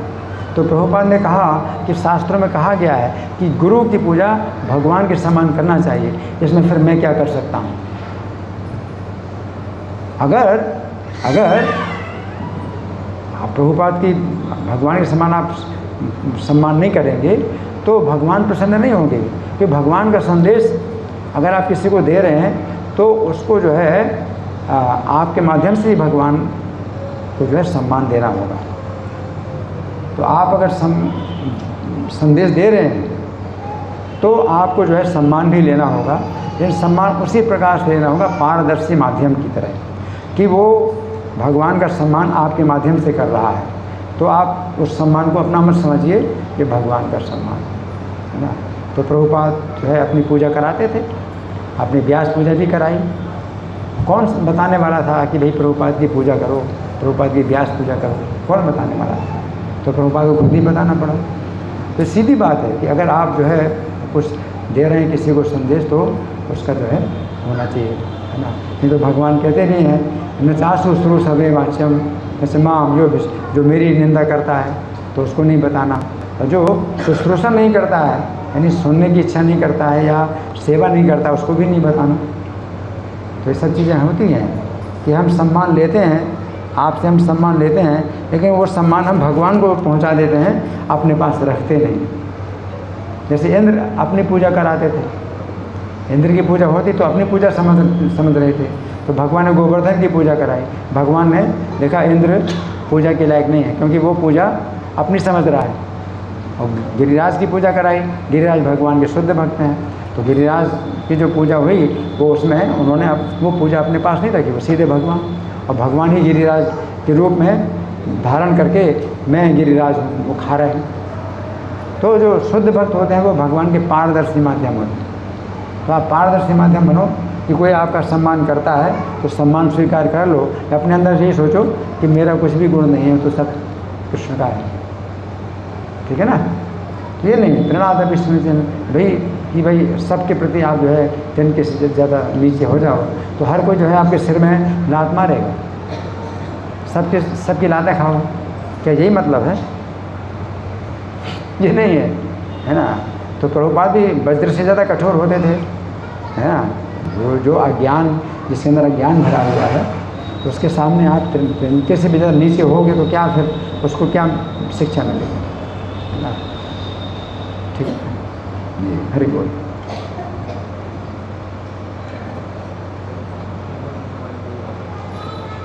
चलो पहले इनको दे दो, इनका बहुत पेंडिंग है। हरे कृष्णा गुरु जी धन्यवाद। गुरु जी मैंने आपका लेक्चर ईशो क्लास में सुना था इसी दिन पर, से वही पता चली तो आज चला चल रहा। क्या आपका लोग ने गोस्वामी उस दिन जो बहुत बड़ी था। अच्छा, ईशो क्लास में पिछले साल सुना था यार, और कई साल पहले? 1 साल पहले। 1 साल पहले, पिछले साल। हाँ, शाम के लिए। अच्छा प्रभु जी मेरा सवाल ये है कि सेंसिटिविटी या गंभीरता का होना भक्ति में उन्नति का लक्षण है। आपकी आवाज़ तेज़ हो गई तो फिर वो कान में नहीं जाती, तो आपकी आवाज़ ज़्यादा तेज़ भी ना हो। हाँ हाँ, फिर से बोलो।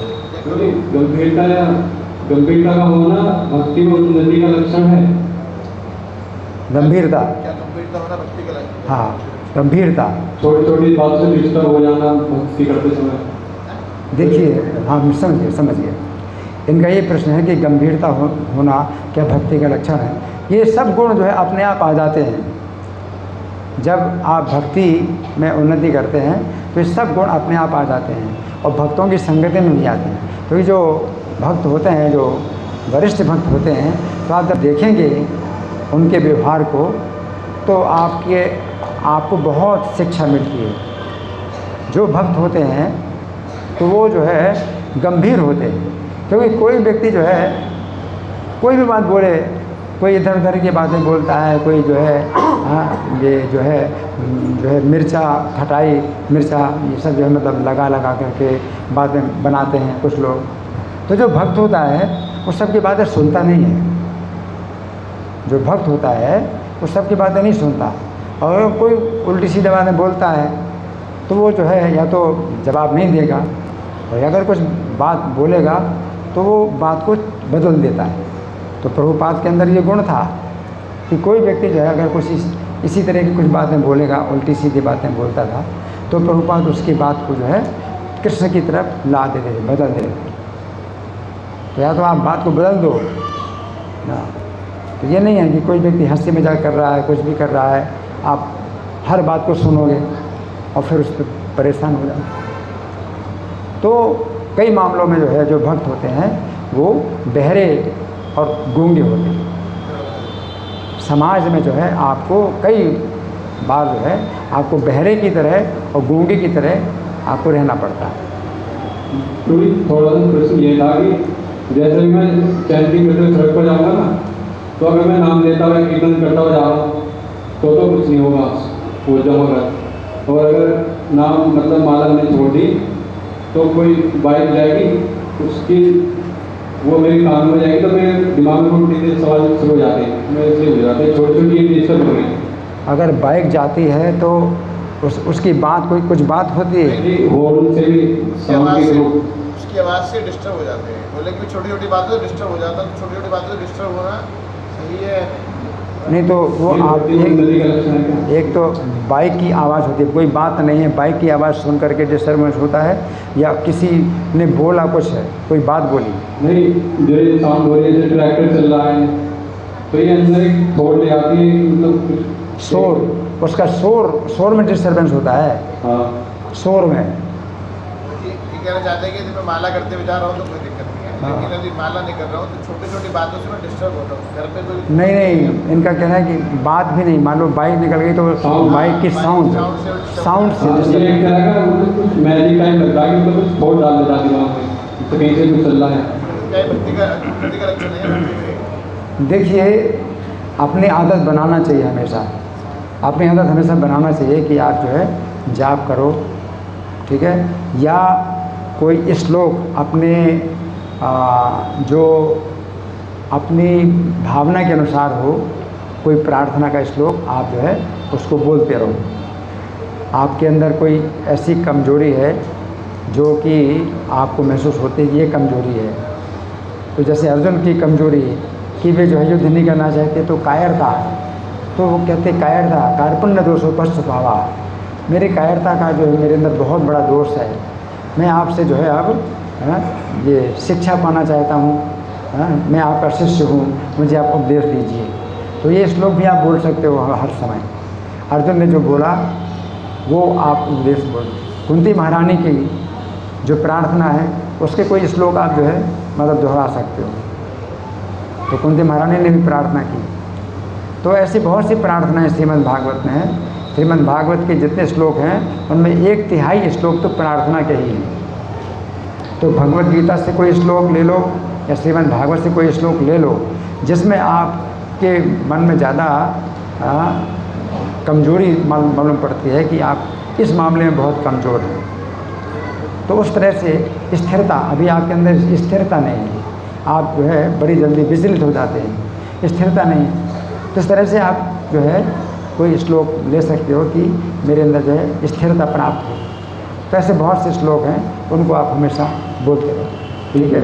मेरी एक प्रश्न ये है कि अभी जैसे देवी देवताओं की पिक्चर होती है, थोड़ा जैसे देवी देवताओं की तस्वीर होती है और वो सड़कों पर जाती है ऐसी, उसी तरह से अगर जैसे भगवान है, ये तो सबसे बड़े हैं, इनकी तस्वीर में अगर कुछ वो है, मतलब कटा हुआ है, जैसे प्रहलाद महाराज गायब हैं या हनुमान जी गायब हैं, इस तरह से है कुछ, तो उसकी पूजा करने से क्या भक्ति पर फर्क पड़ेगा?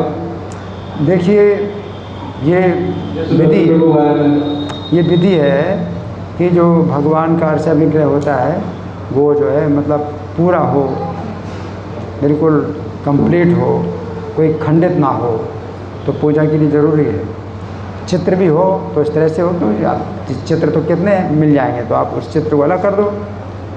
कोई चित्र है अगर इस तरह का है जो ख़राब हो गया है, तो जैसे जहाँ फूल डालते हैं फूलों के साथ में उसको भी डाल सकते हो कहीं पर कि किसी के पैर के नीचे ना आए, आप डाल सकते हो। चित्र जहाँ आपने बनाया है तो वो मतलब होना चाहिए, अच्छा होना चाहिए। जैसे ये वाला चित्र है, इसमें भी कुछ कमी है, मतलब ज़्यादा कालापन आ गया है ना, तो इससे भी, इसको भी देखने से कुछ मन में श्रद्धा कुछ घट जाती है ना, तो इस पर विचार करना चाहिए। ये जो चित्र है इसमें मतलब उतना चमक नहीं है, कालापन है, तो उतना जो है वो नहीं होता है, उतनी रुचि नहीं पैदा होती। तो ऐसे भी सब विचार किया जाता है कि आप लोग जो है मतलब जैसे ये चित्र बिल्कुल बढ़िया, जो चमक आ रही है इसमें, वो चमक आ रही है उसमें, यशोदा माता कृष्ण को पकड़ रही है, ये सब जो है बढ़िया चित्र है। इसमें कालापन ज़्यादा आ गया तो इससे क्या है कि कुछ रुचि में जो है कुछ बाधा पड़ती है, तो ऐसे विचार करना चाहिए। ठीक है, ठीक है, माता जी राम। हरे कृष्णा। प्रभु जन्मनाम प्रभु प्रीचिंग के दौरान जैसे कुछ इस तरह से समस्या आती है, इनसे नाम जप के बारे में बताया जाता है, तो कुछ लोग जैसे माला करनी शुरू कर देते हैं, 16 तक पहुँच जाते हैं, लेकिन वो फिर भी ये कहते हैं कि हम ये वाली भी माला कर लेते हैं और अपनी भी करते हैं। एक सेकंड, आपने क्या पूछा? 3 दिन जो महीने के 3 दिन उसकी बात कर रहे क्या? नहीं, प्रीचिंग के दौरान, प्रीचिंग के दौरान, हाँ, तो कुछ जैसे नाम जप के बारे में बताया जाता है, तो वहाँ पर जैसे नाम जप में कुछ माताएं हैं तो वो 16 माला तक पहुँच गई हैं, लेकिन फिर भी मतलब वो ये कहते हैं कि हम ये भी माला कर लेते हैं और अपने गुरु की भी माला करते हैं, तो इस सिचुएशन को कैसे हैंडल किया जाए? अपने गुरु की माला का मतलब क्या है? गुरु की माला, कोई दूसरा मंत्र? ये बोलिए। देखिए, अगर आप हरे कृष्ण मंत्र का जाप करते हैं तो सभी मंत्र उसमें शामिल हैं, ये महामंत्र है, इसमें और कोई ज़रूरत नहीं है। आप एक पंचतत्व मंत्र है वो आप हर माला के पहले एक बार बोलिए और ये हरे कृष्ण महामंत्र जाप करिए। अगर आप इस तरह से सोचते हैं कि गुरु का मंत्र कुछ अलग है और ये हरे कृष्ण मंत्र अलग है, तो एक जो है शास्त्र में विशेष रूप से ये बताया गया है क्या कि उत्सृज्यतन महामंत्रम ये तुन्यत कल्पितम पदम महानामेति गायन्ति ते शास्त्र गुरु उल्लंघिनः, क्योंकि इस महामंत्र को छोड़ करके किसी भी अपनी कल्पना से किसी पद को अगर महामंत्र का नाम देंगे तो वो गुरु का और शास्त्र का उल्लंघन करने वाले। तो 16 नाम का जो ये मंत्र है, कलो योगे महामंत्र सम्मतो जीव तारणे, है तो द्वात्रिंशदक्षरम मंत्रम नाम षोडशकान्वितम कलो योगे महामंत्र सम्मतो जीव तारणे, जिसमें 32 अक्षर हैं और 16 नाम हैं। द्वात्रिंशदक्षरम मंत्रम नाम षोडशकान्वितम कलो योगे महामंत्र सम्मतो जीव तारणे, तो कलयुग में ये महामंत्र है जो जीव का उद्धार करने के लिए सम्मत है। उत्सृज्यतन महामंत्रम, इस महामंत्र को छोड़ करके ये त्वन्यत कल्पितम पदम, किसी अपने कल्पना से किसी पद को महामंत्र का नाम देंगे तो गुरु का उल्लंघन और शास्त्र का उल्लंघन करने वाले।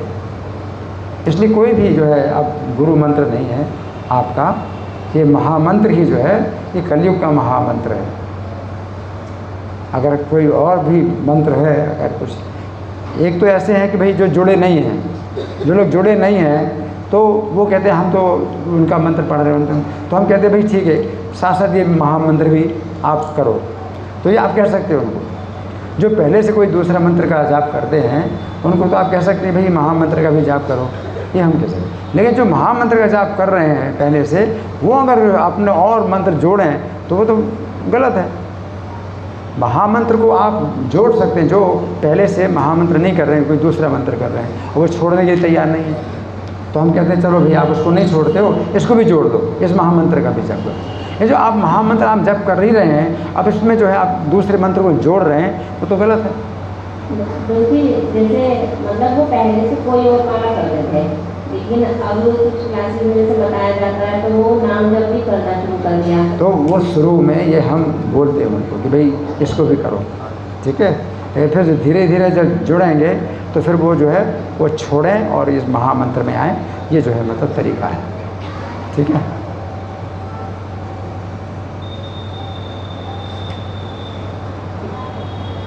इनको दीजिए, इनको दीजिए।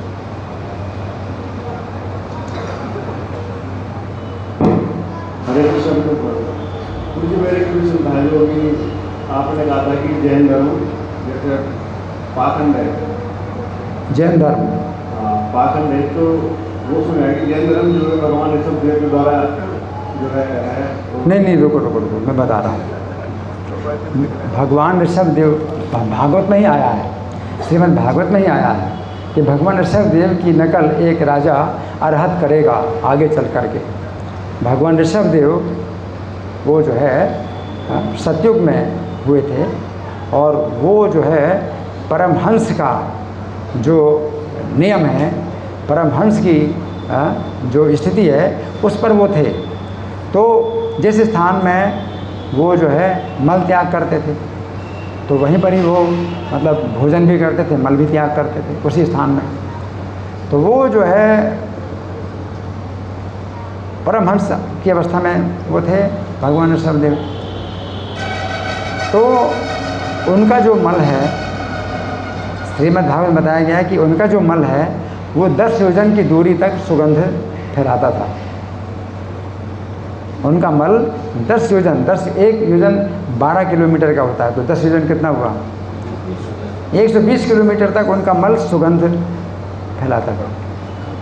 तो ये जो है मतलब अगर आप इस तरह से करते हो कि भाई जिस बर्तन में भोजन करते हो उसी बर्तन में आप मल त्याग करते हो, अगर वो लोग ऐसा करते हैं तो प्रभुपाद ने कहा तो अपने मल को फिर सुगंधित करके दिखाओ, अपने मल को सुगंधित करके दिखाओ, हैं कि जहाँ आप भोजन करते हो वहीं मल भी त्याग करते हो तो सुगंधित करके दिखाओ।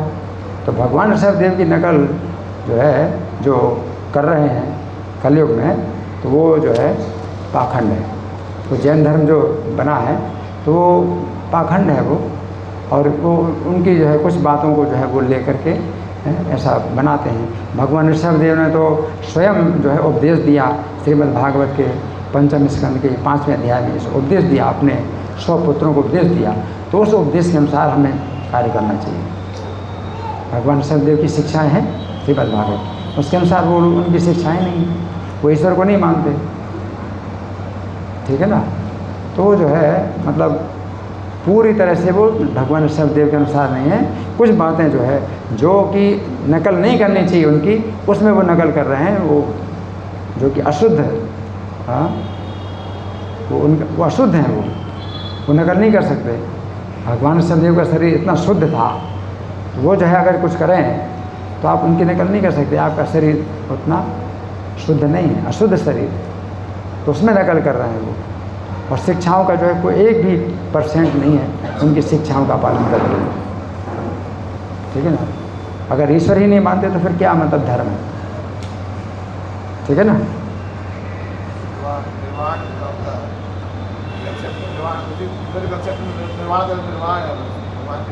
हाँ, ईश्वर नहीं मानते ना, अगर ईश्वर ही नहीं मानते ना तो कोई धर्म है ही नहीं, कोई धर्म नहीं, ईश्वर नहीं मानते। धर्मम तो साक्षात भगवत, ईश्वर के द्वारा ही तो धर्म बना है। ईश्वर ने जो नियम बनाए वही धर्म है। अब ईश्वर नहीं मानते आप तो आपको फिर धर्म क्या हुआ?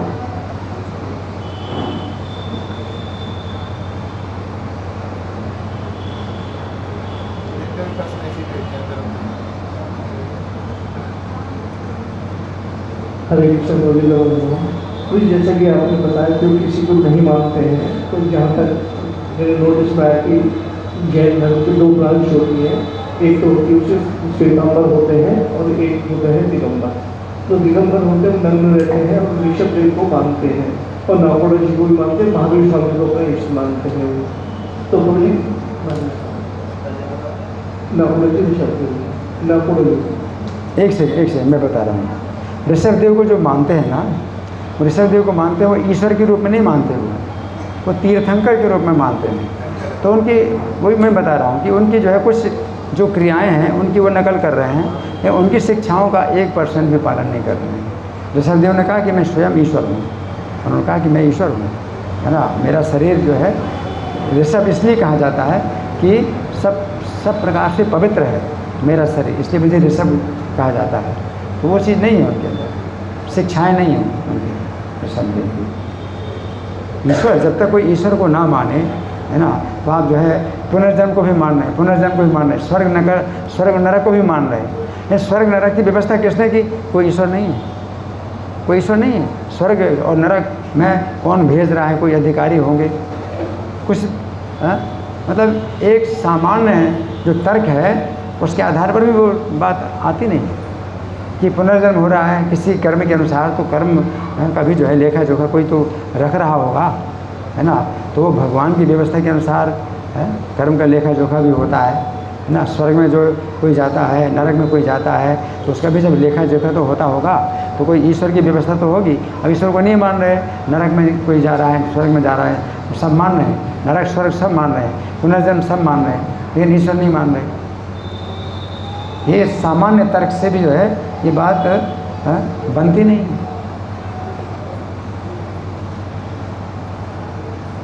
एक ईश्वर है जिसकी व्यवस्था के अनुसार जो है नरक बनाए गए हैं, किसी को नरक में यातनाएं दी जाती हैं, किसी को स्वर्ग में मिलता है, भोग मिलते हैं। तो कोई ईश्वर है, उसकी व्यवस्था है जिसमें स्वर्ग है नरक है। लेकिन ईश्वर नहीं मान रहे हैं आप, स्वर्ग नरक मान रहे, कैसे आप मान रहे हैं स्वर्ग नरक? ये मंदिर में ना भगवान की प्रतिमा नहीं होती, जिनको भी पूजा कर रहे हैं वो मंदिर में भगवान की प्रतिमा महावीर जी की, मतलब ईश्वर नहीं है, वो चीज़ है ईश्वर। ये बहुत तीर्थंकर है, महावीर भगवान नहीं है, वो भी तीर्थंकर है। तो ये भगवान कहाँ होते हैं? पूजा की भी स्थिति नहीं होती है, और उनका बस लास्ट सीट जाना है, वापस नहीं आने वाला। मोक्ष वाला जो है उसका एक वो एक कंसेप्ट पड़ता है। गोपाल जी बच्चों से बता रहे पड़ेगा भागवत में आगे उसको। ठीक है, धन्यवाद। श्री कृष्ण कथा महामहोत्सव की, श्रील प्रभुपाद की। अंतिम प्रश्न, चलो माता जी एक प्रश्न करो। अंतिम तो काम नहीं कर रहा मैं। अभी लाइट आई जब ऐसे पूछो।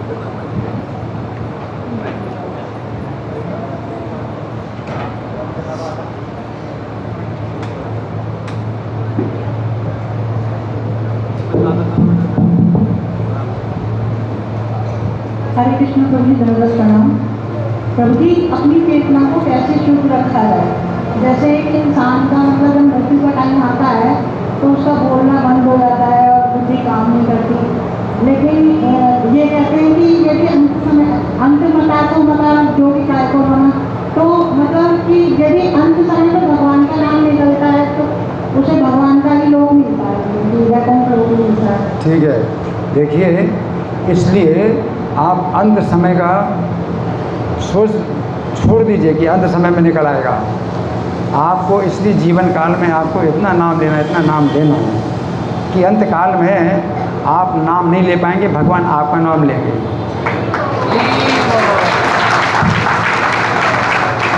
भगवान यही कहते हैं कि जीवन काल में उसने जो है मेरा नाम लिया, नाम लेता रहा। अब अंत काल में वो उसका शरीर पत्थर और लकड़ी की तरह पड़ा हुआ है, और ऐसे में अगर मैं उसको याद ना करूं तो मेरे जैसा कृतज्ञ कोई नहीं है। तो भगवान कृतज्ञ हो जाते हैं उसके। इसे जीवन काल में जो है मेरा नाम लिया, अब जो है बेचारा पत्थर और लकड़ी की तरह पड़ा हुआ है। अब मैं अगर उसकी देखभाल ना करूं तो मेरे जैसा एहसान फरामोश कोई नहीं है। हरि बोल।